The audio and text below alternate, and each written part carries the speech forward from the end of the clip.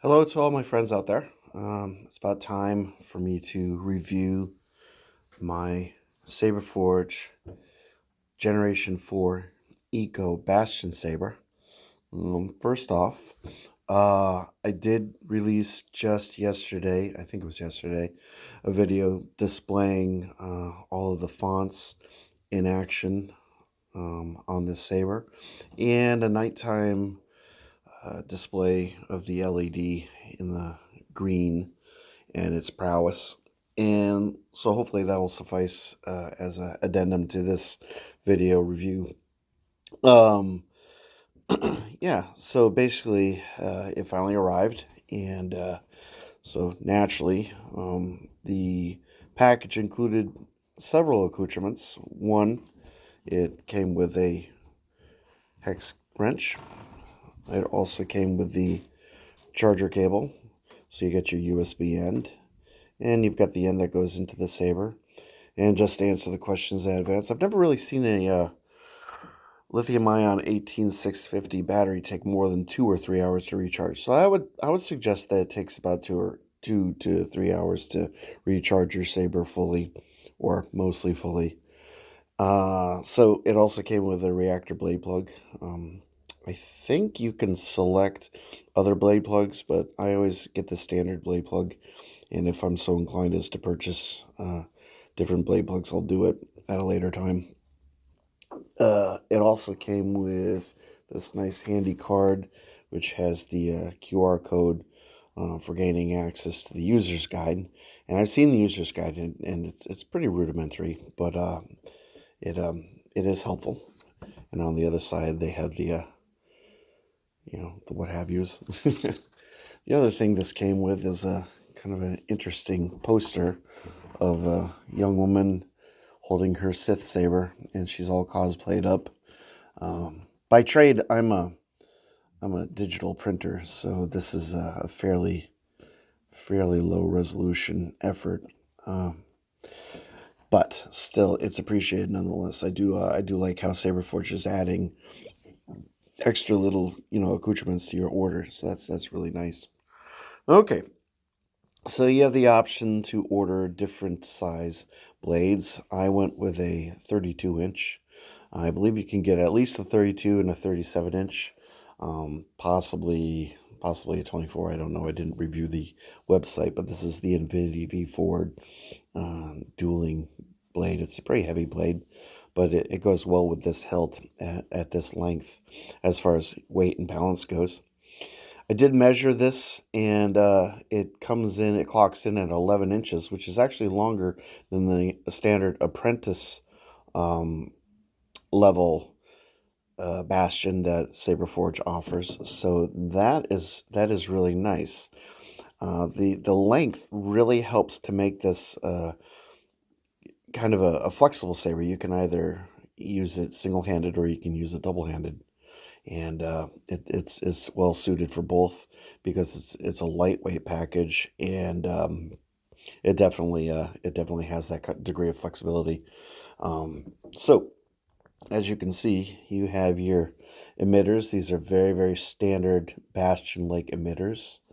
Blade retention screw, LED retention screw, and the unique scalloped nature of the emitter, as you will see on most bastions. You have 4 of these scallop portions.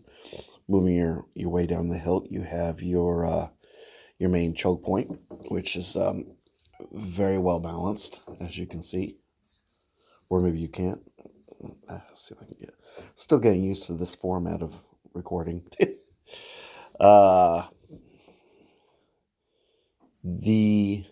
Let's get to the switch section. The switch section, to my eye, this looks a bit more refined than what you found on the Gen 3s. It seems better quality, and it does look different. It's apparent that they did upgrade something. Maybe they have a new supplier for their electronics. I really couldn't blame Saberforge for either deciding to do them in-house or finding another supplier, because the electronics that were available in the Gen 3s were deplorable. They were very, very, very unreliable, and they needed to go. So far, the soundboard and the electronics in this Saber are much more reliable. I gave this review about 2 or 3 days before I just attempted to do it, because I was waiting for either the Saber to fail or to start acting poorly, and so far that has not been the case. So you have your 2 screws that hold this section in place. This is your recharge port, which does not function with a kill key, so don't attempt it. The only thing that goes into this recharge port is this. And you have a backlit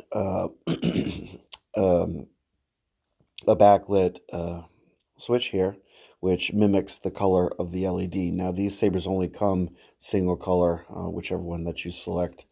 And you can see the colors that are available on the website, but they do vary from red to green to orange to blue to light blue, to amber, and I think that's pretty much the full gambit there.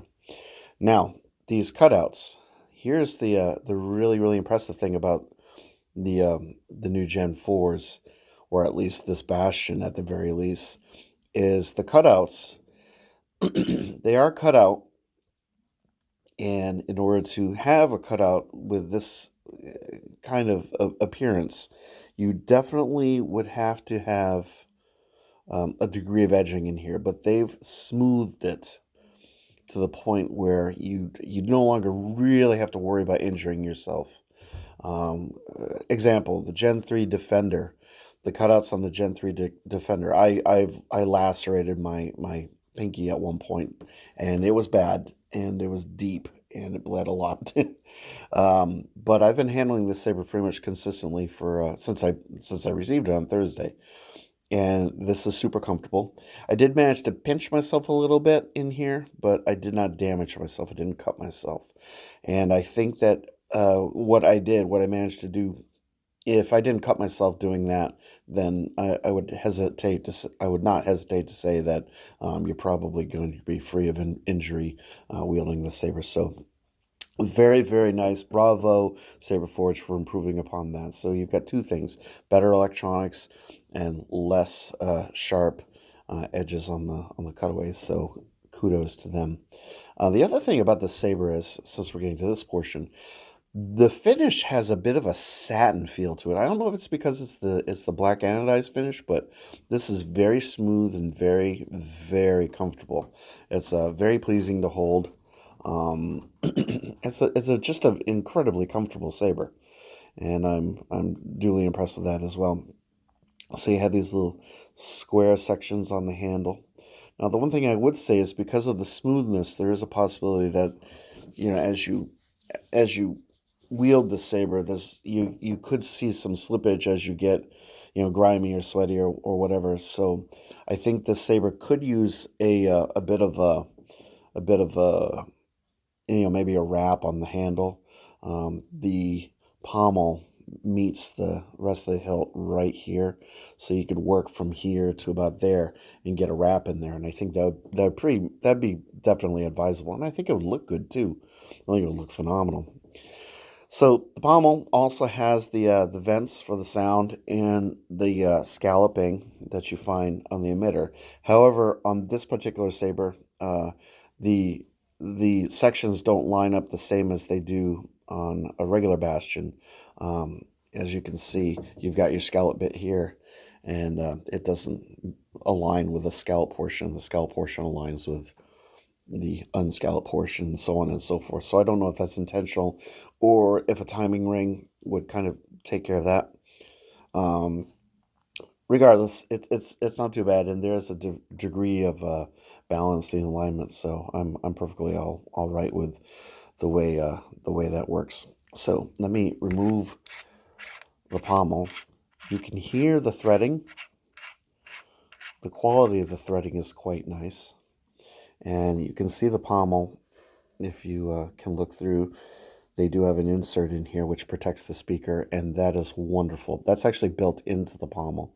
This pommel is one-piece construction, and it has a similar construction to the construction of the regular apprentice style Bastion, in that this portion is thick all the way through. So this is a really rugged piece of kit.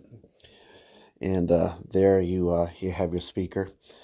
And I don't know, what the wattage is of the speaker, but it is a very loud, very punchy, bassy speaker.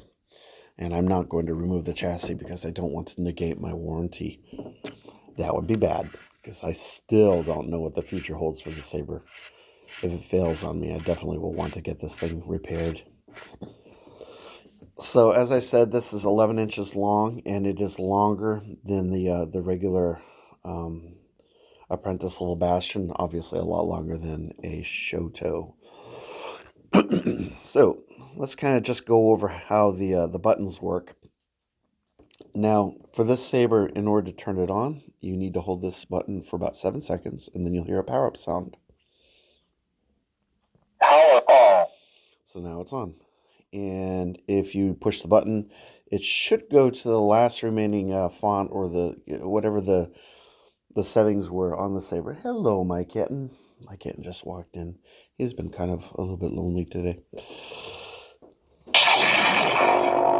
So I had it on gunmetal as the last choice. Now here, this gives me an opportunity to show you the windows. I love these windows. This is not an accurate, representation of the color. And this is not the video for you if you want to see how bright this Saber is. However, I will say that, let's turn this off for a sec. This green is not the most saturated or bright green I've ever seen. It's actually more of a lightish green, and I don't know why that is, but it's still gratifying, and the blade definitely does it justice.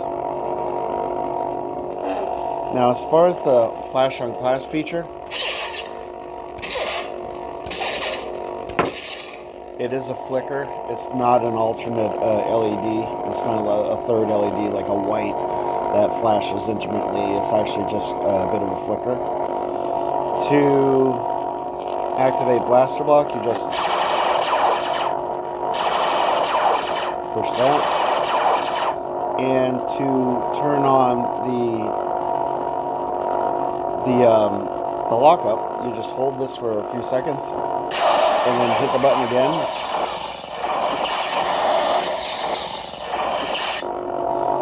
Hit it one more time to turn it off. Now for font changing,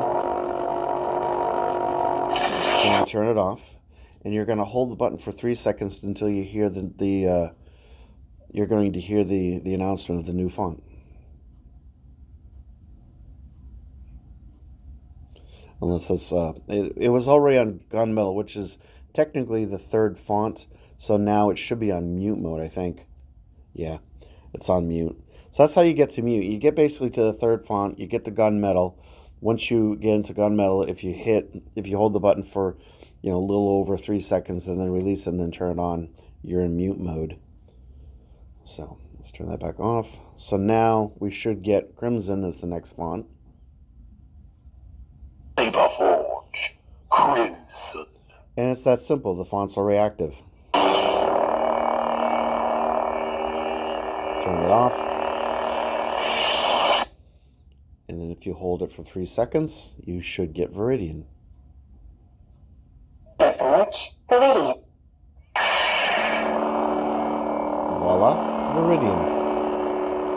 Turn it off. Now I want to leave this on Crimson, so theoretically speaking, I should be able to just basically hold this for 3 seconds. Gunmetal will be selected, but I'm not going to release the button. I'm just going to continue on for that extra 4 seconds and let the Saber turn off on its own. We'll do a little bit of an experiment here to see if this works.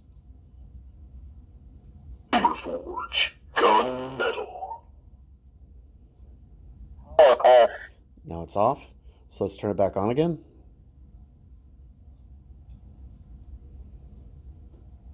Power on. Gunmetal.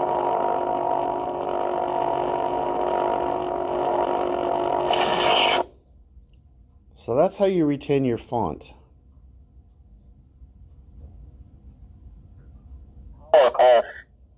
And there you go. And I will say this. The The fonts do function quite well. They're a little choppy, but those are pretty much attributes of all three of these fonts. You get mixed results depending on the saber that's equipped in. But the responsiveness is quite good. It's crisp, it's loud. The ignition fonts on all three of them, Crimson, Viridian, and Gunmetal, they do sometimes get kind of truncated a little bit by about a half a second from the beginning of the wave.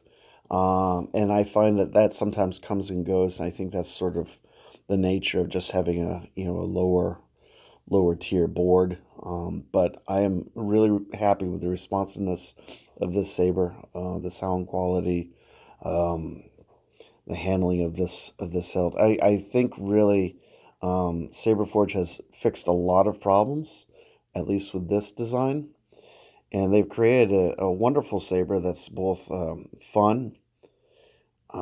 It's flexible. It has a lot of features. It's packed with features. In fact, I actually I just received, well, it was, you saw my video I was struggling with. I wasn't feeling good earlier today, but I was trying to futz around with the veteran soundboard, which has the same fonts on my Tonto, and I was struggling mightily. I find this board to be very, very intuitive and easy to use, and it's a lot of fun. This is a very, very fun saber. I've been using this as my workout saber. I've been kind of, for the last, yesterday and today, I'll try to work out maybe an hour, just swinging the saber around to some music, and this is just a wonderful, wonderful saber. So I give it 2 thumbs up. This is the Saberforge really hit the ball out of the park on this one. So let me just give you kind of, different angled perspective here to the best of my ability. Give you kind of the visual tour, the tour de force. Now my plan is to probably, I don't know if that's blurred, that's better. I'm going to get the weathered version of this. I'm going to go Sith. I'm going to get the red LED once it becomes available. It's currently still not available on the Saberforge website, unfortunately. But it's a good thing that these things sold out, because that means that a lot of people have their Gen 4s, or they're coming, and I think it's going to be really, really worth the wait. Trust me on this. Yeah. I think I had some other remarks, but I can't really remember them right now. So anyway, so here you go. That's my review of the Saberforge Gen 4 Eco Bastion, the black finish. And yeah, this is just this is a keeper. This is a really, really solid saber. I highly recommend it. And hopefully all the other Gen 4s pan out similarly. I'm not going to be buying all of them because I'm buying too many other things right now.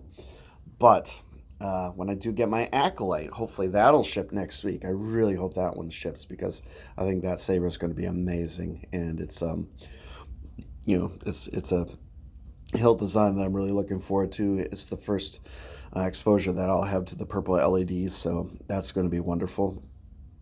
This is my only one with green and my only black finish, so this one means a lot to me too. And I'm considering possibly, I think I might get a Gen 4 Ranger at some point, because the Ranger that I have is just kind of a nightmare. And I really do like that sort of Imperial Knight look of the Ranger, and I'd like to see how the Gen 4 electronics pan out with that one. So anyway, that pretty much covers everything I wanted to say right now, and I hope you enjoyed this review. Hope it's informative. By all means, please, feel free to, comment. I don't mind comments. I like to answer them. I have been getting an awful lot of comments, so some serious volume, and I do try to answer all of them, but I'm sure that I'm missing some. So that's nothing against anyone. That's just sort of my inability to just keep up with volume. But I'm doing my level best. So Yeah, anyway, if you care to subscribe, please do so. And like or dislike, whatever your preference is. I try to do my best work, and this is it. So, anyway, I hope everyone has a wonderful evening. Stay safe, please. You mean a lot to me. I care for all of you. So, anyway, my love to you all, and I wish everyone. Well, I already said that, so I'm not going to say it again. I'm just going to say bye bye.